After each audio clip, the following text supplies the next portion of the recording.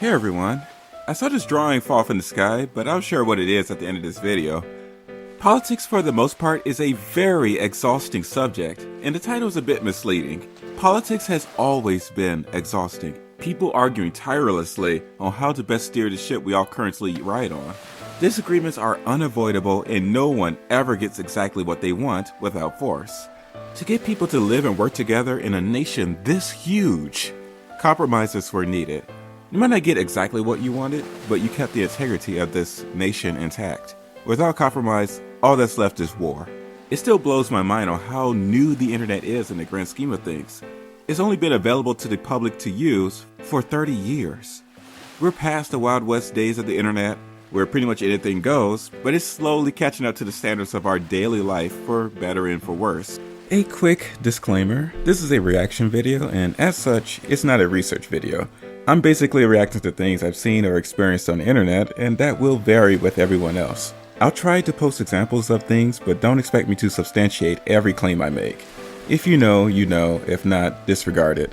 This is a rant video. There will be things you disagree with, and feel free to let me know. Before the internet, people you met and interacted with often were people in your immediate vicinity. Whatever the dominant perspective was in that area, you either agreed or disagreed with, or navigated around it. You had to interact with people you disagree with, especially in community locations such as schools. Meeting different people and learning how to get along with them is a skill that has been slowly depreciating since the introduction of the internet. Now, instead of learning how to navigate differences in opinions and focus on our similarities, you can now self-select your perfect tribe. People who would have been isolated in their respective communities can now interact with each other and reinforce their perspectives instead of butting heads with your local community. It's not completely one-sided though.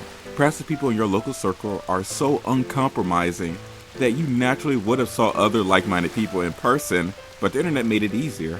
Not everyone gets along with each other after all. We're in the age of algorithms on the internet, which made it much easier to self-select and reinforce our perspectives. With politics, this gets messy. You hold left-wing policies. After consuming left-wing content and interacting with left-wing people, the algorithm will make sure you see more of that. The same goes for right-wing content, and over time this will strengthen your beliefs. Your interactions with people you disagree with will diminish over time, and I believe this triggers our tribal inclinations. You spend so much time with your self-selected online group with the help of the algorithm, and I'm very sure your online political group painted people you disagree with as the second coming of Hitler. This is every active political group, by the way, even the anti-woke people. So all you have are online political proxy wars that will never end because no one will ever compromise. You are Hitler. Why should I compromise or interact with you? Be honest, once you've written off a group of people as the most pure evil, would you ever interact with them? No, no one in their right mind would. It doesn't matter who started what first, because we're all in an endless loop. A lot of this comes off as childlike bickering. When one side gets pushed, they go, well, since they're doing that, so will we.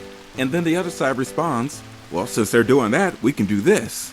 One side points out the worst of the other. It could be cherry-picked examples to support a narrative, misinformation, lies through omission, or a combination of all three. Why be charitable to your enemy? Let's mix some stuff up. If it turns out to be true, then there you go, see? They were evil as I thought they were. Confirmation bias strengthened. This back and forth at the end of it all has little to do with politics and more to do with internet drama. Funny enough, I find a lot of new political content creators through drama instead of the topics they talk about. This could also be due to the algorithm recommending videos with a lot of engagements, and drama is perfect for that.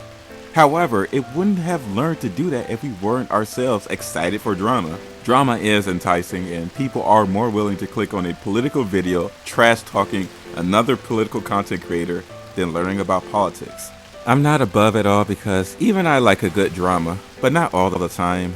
I used to like talking to people I disagree with, and I still do for those who are reasonable, but for the most part, online politics is exhausting. This might be on a smaller scale of things, but another thing to bring up, which is reserved for the most terminally online people, the psyops. People infiltrating political communities and sharing things that sound within reason to them, but done so to push them towards more insane beliefs.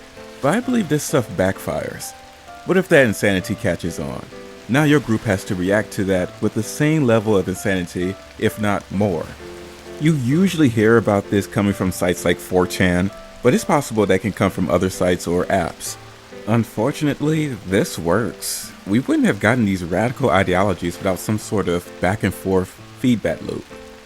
It used to be the case that you wore two masks, one for in person and the other one for online, but now the internet is bleeding into our personal lives. People outraged by what they see on the internet will take action by boycotting or vandalizing brands because of their differing political opinion.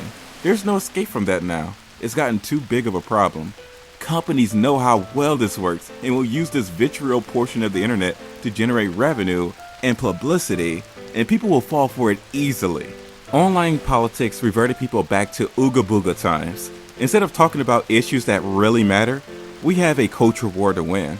Not only do companies realize that, but we got opportunists amongst ourselves who want an easy cut of the revenue. You can easily grift popular political talking points for easy growth. I think it's easier to be a right-wing grifter or a red pillar right now because it's currently popular, so there's a low barrier of entry. Bring up some manosphere talking points and talk about the woke media and get that check. Back when BreadTube was at its peak, it was just as easy to grift that. The problem with grifting is that you're going to be forced to believe what you say because of your new fan base and the other side attacking you for it. Over time, this will mold you into what you pretended to believe, and then it just turns out to be true at the end of the day. And then as years pass by and people reflect upon you, they're going to realize that, yeah, you were dumb this whole time. And then they'll leave you. I'm sure there's an example of a political YouTuber who faded in relevancy. Also, obviously, not because of the algorithm, because people grew up beyond the content creator. If it's all performative, I think people will eventually figure that out. They might not get it right away, but if all you got is what's currently popular to say, time will reveal that. You can also pick current examples of people obviously in it for the grift, but have to double down on it because they're in too deep. That's why I couldn't do it. It'll eat away at my conscience knowing that I have to say crap I don't believe just to make money. Internet politics has become less about policies that affect everyday people and more about the clicks, revenue, and engagements. The politics will come back into view when it can be used to fight in the culture war. That's the only time, it seems.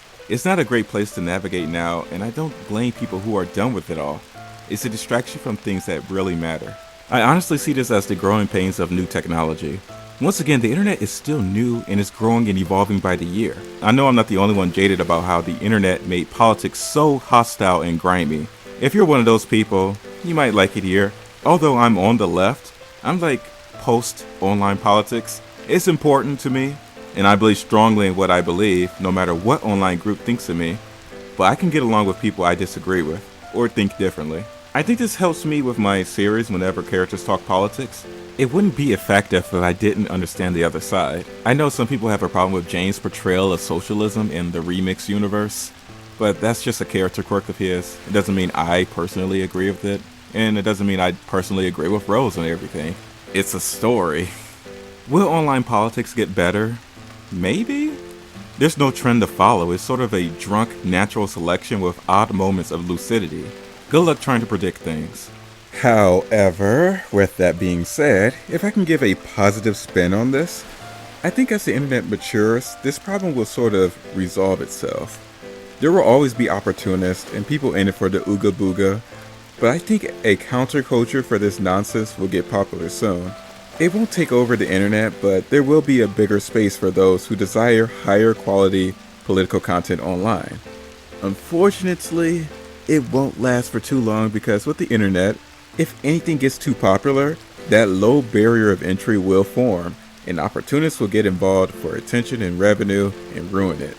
So, when that happens, enjoy it while you can.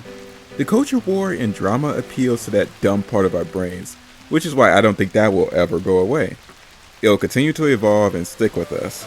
Yesterday's SJW is today's woke, and there will be sequels. I will pop my head out in the political world from time to time whenever I upload anything political, but don't expect me to do it often. I'm too small online to take it seriously, and people are all drawn to sensationalized political content. I'd never make it. I'm seeing more growth now that I'm branching out and doing things that I think is fun, so that's what I'm going to do. Anyways, I gotta go. Be nice to one another and take care of yourselves.